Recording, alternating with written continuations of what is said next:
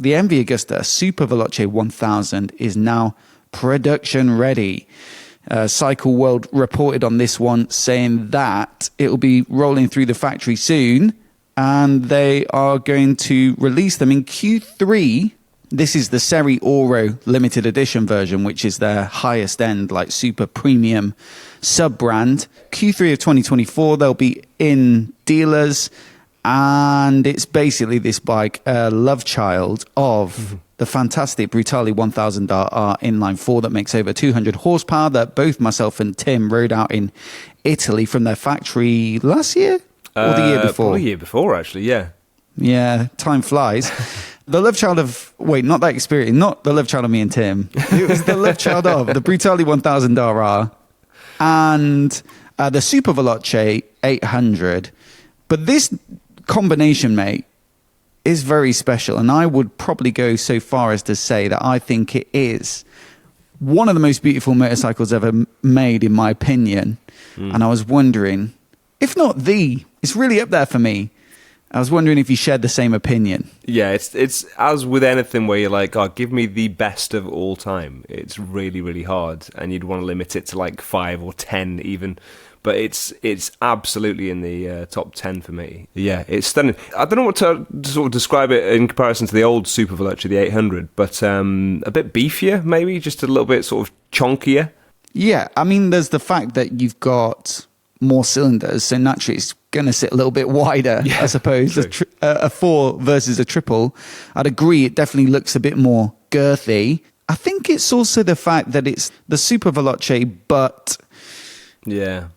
on steroids, if you will, or more inspired by the Brutale 1000RR, which is more swooping lines and curves, and it just looks like it's on a race program. It's got winglets, which are a bit MotoGP inspired. It's got the carbon disc covers down the bottom, again, race inspired. Yeah. But it's just got details everywhere you look. Yeah. The little quadruple exhaust poking out under the saddle, and it's quite look at the wheels, mate. Have you had a look at the wheels? Yeah, have a look. I mean, what even knows? You look at the bike and then you sort of look a little bit further and you notice more details. You get this there's the initial impact that you get with it, and then you study it a little bit further, and it's a really, really fine balance between putting more details on without making it look busy or cluttered, which I think is just brilliant design when it comes down to it. That's the definition of brilliant design, is if you can put all these extra details on and it not detract from the sort of overall silhouette.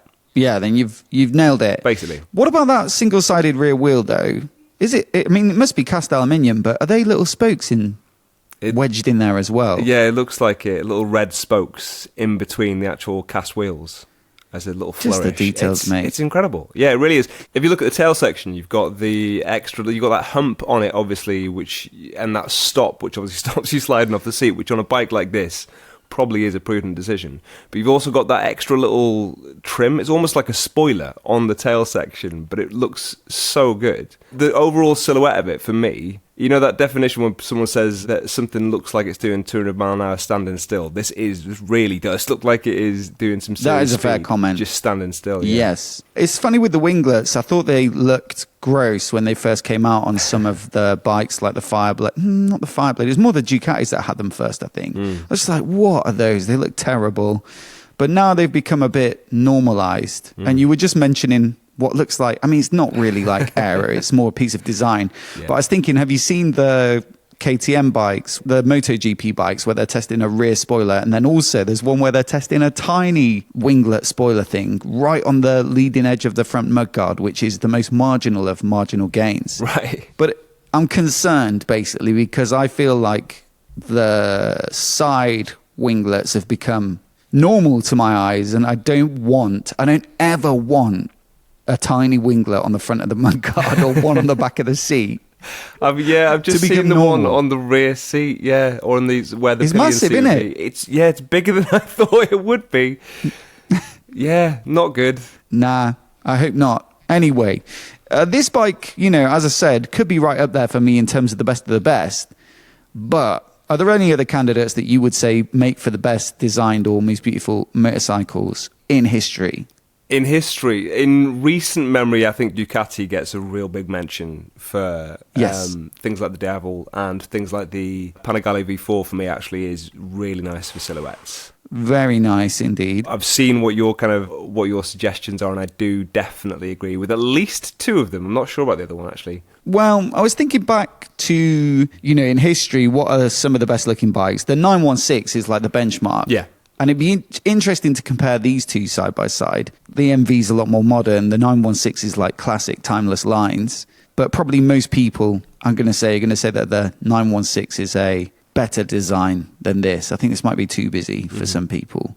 What's your take? Yeah, the 916, there's something really nice about simple, clean designs. There is a balance to how much stuff you can put on it before it's playing buckaroo and you just you've thrown too much stuff at it. But yeah, I can see the argument for the simpler, cleaner lines of the 916 being better, yeah. I also think there's some of those classic bikes, Ducatis, and I noted down the Kawasaki Z1 as being a real iconic looking bike. We made some show notes before. And one that I put on there was the Honda NC30. Yeah. And that's the one you're not agreeing with. No, that's the one I agree with. I love that. Oh, which one was it then that you didn't agree with? It was the Kawasaki Z1 where I looked at it, I was like, I think I could find nicer of that era. I don't think it's one of the ones that sort of stands out to me. What, like a Bonneville type thing is more pleasing to your eye? Yeah, to me. Some of the, Nortons and the Bonnevilles and stuff like that, for me, look a little bit nicer. But yeah, the NC30 is definitely in my list. Yeah, something like that. Those sort of 80s, 90s sports bikes. I mean, that's pretty much like a peak example of getting that right. But I actually think the MV might beat that. I think it's only the 916 I could think of. I was also thinking as well, just around like naked bikes, what's the best looking naked bike ever made? I'm not just saying this because you just bought one, but I was thinking about the Ducati Monster. Yes. Honestly. For real. Nice. Yeah, no, and that's justified, yeah. I think maybe even the S2R that you bought is like the best version of it as well. Yeah. I was really thinking about it. I was like, it's not like me maybe to be so positive about your Italian motorcycle choices. No, this is refreshing. I think you might have nailed it. Thank you. Definitely there is a vote in there for it being one of the prettier looking monsters in my eyes, yes. There is one thing, which is the catalytic converter, I think is a massive down point, but it's very easily remedied. So once you fix that, actually it's really nice. Is it under the back, sort of down under the swing arm? Yeah, near the swing arm, yeah, exactly. It basically looks like a cow's udder, and that is an accurate description of it, and it needs to come off immediately. And has on mine, luckily, so we're all good. But yeah, I think the proportions of it, and it's such a delicate balance, just make it look beautiful to me, yeah. What's the best looking bike you've ever owned? Owned? Oh, I don't know, man. It's like choosing your favourite child. For me, one of my Moto Guzzi's probably would be one of my prettiest bikes, I would argue. But I can see... V7? Yeah. The white one?